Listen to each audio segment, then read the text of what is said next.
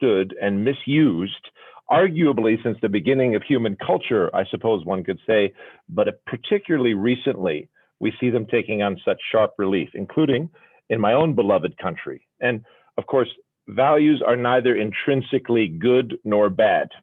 They can very much be used in both ways. And that's the pain, of course, we've been suffering through in the United States, where we've seen clear manifestations of the more toxic ways in which values can be used. And it's a key to the point that I would like to make. But what we can say unambiguously about values, and I think it's the crucial point, is that they are powerful. They hold power. They are, as my friend Tor Eneroth in Sweden, an expert in values, says, they are energetic packages. Values are, they're drivers of our behavior, they shape our identity, and they very much shape our social fabric, how we connect to, how we relate to one another, but very much centered on our behavior and our decision-making individually and collectively. And as a result, our values are directly tied to the societal outcomes, to the world we have created around us, in which we live, the situations, the circumstances, the blessings, the fantastic things, and the tremendous galling suffering that we see. All of these reflect our values, those things that drive us. So that's really, I guess, the first takeaway from all the work I've had the privilege to do, especially over the last year on values, is their unacknowledged and unrealized power to drive our behavior. And what makes them so powerful is something quite specific, and that is they reside at the boundary between our conscious, intentional thoughts instantiated in language, which we can access, our conscious waking self, and our unconscious drives and cognitive biases. And as we all know, over the last 20 years, we've been seeing unbelievable breakthroughs in understanding those strictly unconscious biases, decision biases, and so forth. We've known since the beginning of the groundbreaking work on psychology about our unconscious drives. Values occupy the space in between those two domains, and that's really the source of their power. So at their best, values can serve as an integrating function between conscious, intentional action and the sources of our energy, our life force, the power that lets us get things done. And at their worst, when they're not conscious, they can become levers of manipulation, incredibly effective levers of manipulation by those who would seek to manipulate human behavior. And as you'll see, we talk about the work of the Values 20, it's all about not manipulating. It's all about making conscious to harness intentionality. So that's where their power lies. And I must say that, we are seeing in the world now, and this is interesting, one would prefer that the innovators were the good guys, but the innovators in some of these domains are not the good guys.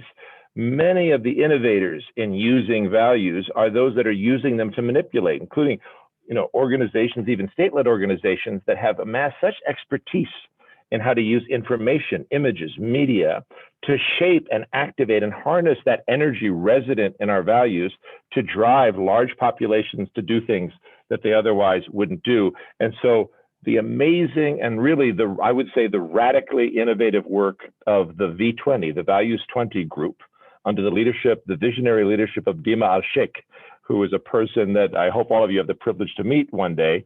The radical innovation is to say, let's balance that playing field.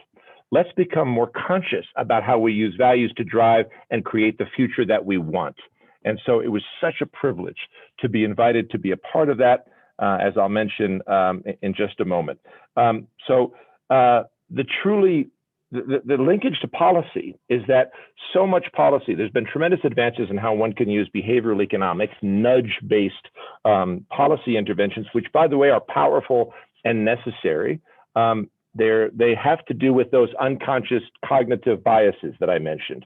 Now, the span of behavioral-based policy includes more than that, but much of it has to do with acknowledging those unconscious biases and then doing things that take them into consideration systematically. It's necessary. But again, by bringing values into that equation, because values exist at that boundary point where we can be consciously aware of them, then it's possible to create human-centric public policies that invite citizens, invite individuals to be conscious of a policy arrangement and therefore drive its intended outcome, rather than either being manipulated to do so or being compelled to do so.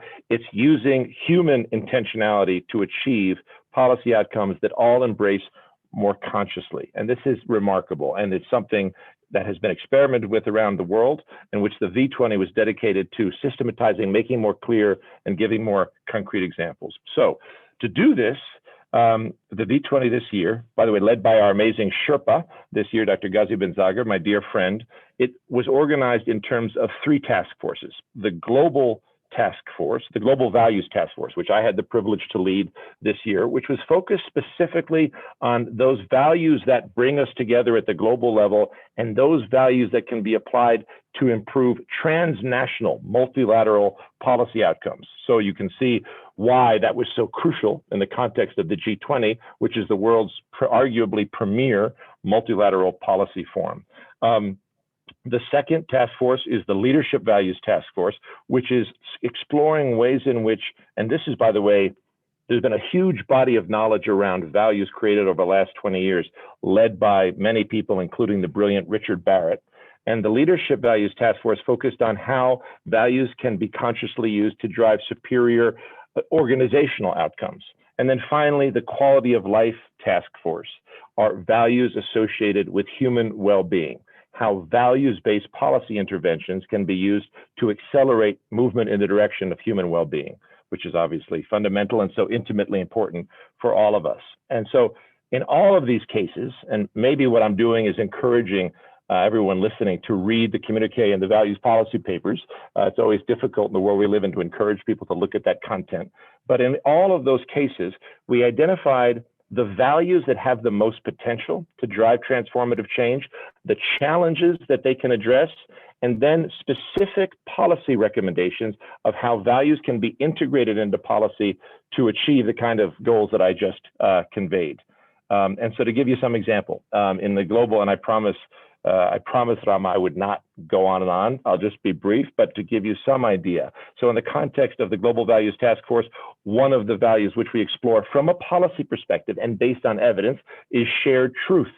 And, what could be more obvious, but also what could be more important? The value of truth we take for granted, but when you make it conscious and when it's shared truth, then suddenly it provides a different basis for considering the way in which truth is being distorted. And how can we begin to build policies that make it harder to distort truth and easier not to create a single version of the truth, but to create transparency about how we get at the truth, to give confidence that we are all more or less operating on the same reality to the extent that we can know it. Second is mutual trust. And there are 6, by the way. I'll just mention a couple. Mutual trust is well established: social capital, civic capital. But by building trust as a value into policy interventions, then one can harness its power by explaining and by building policies that facilitate the ability for interpersonal trust or social capital to form. Others include global responsibility. This is fascinating. These are policy interventions that are designed, and this is how you'll see how this work is intrinsically empowering. It's human-centric. Policy interventions that are designed to allow individual people, each of us, to have more visibility into the externalities globally of our actions. For example, with respect to climate, our carbon footprint. How can we create an information environment where people can better understand the global consequences of their decisions? And this is not about manipulation, this is about empowerment. And so it's quite powerful. So if I may then just quickly then at the end, just to say, when you begin viewing the world through this lens, new dimensions and new opportunities start to become apparent for policy and for many other things. And I think even before doing this work, we are not living in a normal point in history. We are unambiguously living in a period that historians call a critical juncture. A critical juncture is a period of time, 5, 20, 25-year period, during which a disproportionate amount of deep structural change occurs all at once. The nature of historical processes is such, according to historians, and the evidence is quite clear, that it's not a linear process of change. Change happens in these compressed, bursted periods, followed by periods of relative stasis.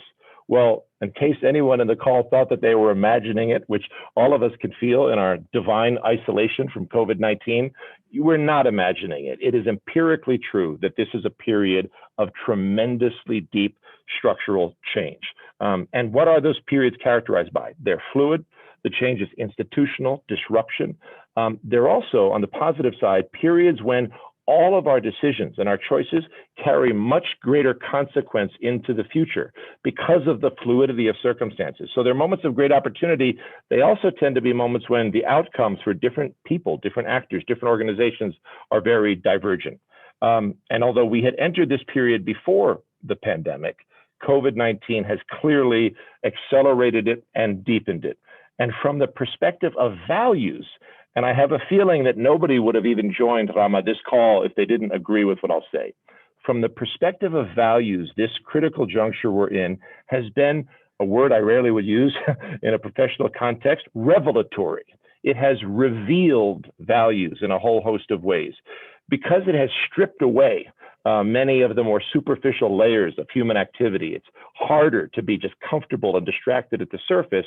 It has exposed structural depth, including with respect to our values. And I think, that has been something remarkable to see. In the National Transformations Institute, which I lead, and I see that a few of my colleagues have managed to join me, they'll be so pleased.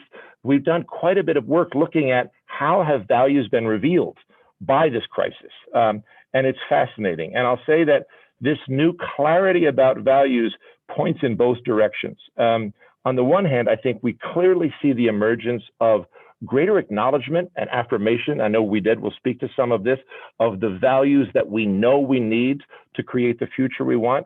We also, again, within the last week, really, and it's makes the heart bleed for an American, we've seen the other side of that equation in very painful ways. So it's an inflection point, and that's what critical junctures are. They reveal things that weren't visible before, and they're moments of choice. And I really think that's where we are. And just in closing, if I can say, my sense is that the consensus that we're seeing and the zeitgeist that is emerging is very much in the direction of the importance of the values that we need and taking action to realize them. We're seeing it, I'm a consultant. So the demand we see from clients for work and projects aligned to human-centric values is really remarkable. And so with high hopes, I thank you so much for the chance to make these comments. Honored to be with you today. And I now pass it back to you, dear Rama. Thank you, Rudolph.